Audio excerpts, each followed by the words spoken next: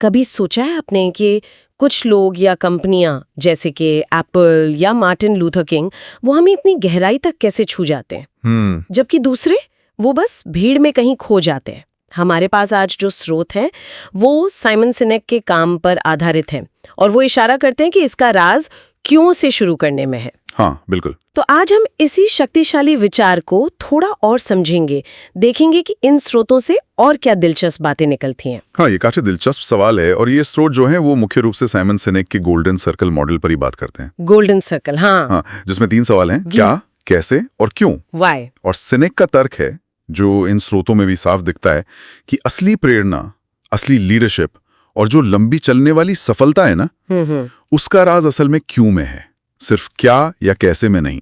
तो चलिए देखते हैं इन स्रोतों में और क्या है। तो ज्यादातर कंपनियां या लोग वो क्या से ही शुरू करते हैं, है ना? मतलब वो क्या बेचते हैं या क्या करते हैं।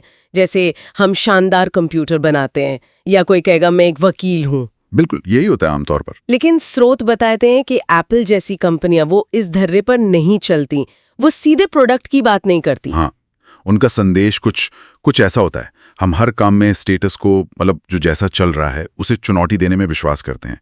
हम अलग तरह से सोचते हैं और हाँ, इसी सोच से हम बेहतरीन कंप्यूटर बनाते हैं। सही। ये क्यों से शुरू करने का फर्क एकदम साफ दिखता है ना? बिल्कुल।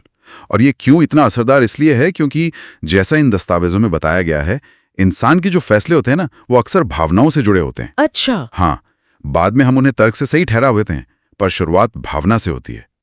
क्यों जो है वो सीधे हमारे लिम्बिक ब्रेन, मतलब भावनाओं और विश्वास के केंद्र से जुड़ता है।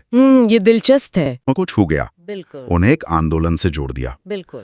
हालांकि कुछ स्रोत ये भी कहते हैं कि सिर्फ एक मजबूत क्यों काफी नहीं है, उसे हकीकत बनाने के लिए एक साफ कैसे, मतलब रणनीति, और एक प्रभावी क्या, यानी एक्शन प्लान, वो भी उतना ही जरूरी है। हाँ, ये एक बहुत जरूरी बात है। मतलब क्यों एक शुरुआत है, मंजिल नहीं। अच्छा, स्रोतों में राइट बंधुओं की कहानी भी है ना? हाँ हाँ, बिल्कुल। उनके पास ना तो पैसा था, ना कोई बड़ी डिग्री, ना कोई सरकारी मदद, कुछ खास नहीं था उनके पास। उनके जो प्रतिद्वंदी थे सैमुअल लैंगली, उनके पास ये सब था। हाँ, सब कुछ था जी। लेकिन राइट बंधुओं का क्यों, वो जो इंसान को उड़ने की क्षमता देने का सपना था, वो इतना प्रबल था कि उन्होंने कम संसाधनों में भी इतिहास रच दिया। कमाल है। ये दिखाता है कि महान लीडर आपको मजबूर नहीं करते, वो प्रेरित करते हैं। उनका क्यों इतना साफ होता है कि लोग खुद ही उनसे जुड़ना चाहते हैं, उनके मिशन का हिस्सा बनना चाहते हैं। और अच्छी बात यह है कि जैसा स्रोत बताते हैं, अपना क्यों ढूंढना बिल्कुल मुमकिन है। ये कोई ऐसी रहस्यमयी चीज नहीं है। अच्छा, तो कैसे? देखिए, इसके लिए अपने पुराने अनुभवों को देखना होता है, उन चीजों को जिनमें आपको सच में जुनून महसूस होता है, और आपकी जो अपनी ताकत है उन पर गौर करना होता है। इन सबको मिलाकर अपने उद्देश्य को साफ शब्दों में बयान करना होता है। और ये क्यों जो है वो कोई प्रोडक्ट या नतीजा नहीं है, बल्कि एक गहरी वजह है, एक विश्वास, एक मकसद। समझ गई। जब किसी व्यक्ति या संगठन का क्यों स्पष्ट हो जाता है ना, तो उनका काम सिर्फ नौकरी नहीं रहता, वो एक मिशन बन जाता है। जैसे एलन मस्क का उदाहरण दिया गया है। हाँ, उनका घोषित क्यों क्या है? मानवता को एक मल्टी प्लैनेटरी स्पीशीज बनाना। हाँ, बहुग्रहीय प्रजाति। बिल्कुल। और यही क्यों उनके बड़े बड़े प्रोजेक्ट्स जैसे टेस्ला और स्पेसएक्स को दिशा देता है। ये क्यों ढूंढना और उसे मतलब संगठन में लागू करना, ये सुनने में तो बहुत प्रेरणादायक लगता है। क्या स्रोत ये भी बताते हैं कि असल में ये कितना चुनौतीपूर्ण हो सकता है, खासकर बड़ी कंपनियों में जहां चीजें थोड़ी जटिल हो जाती हैं? हाँ, ये एक बहुत ही व्यवहारिक सवाल है और स्रोत इस पर रोशनी डालते हैं।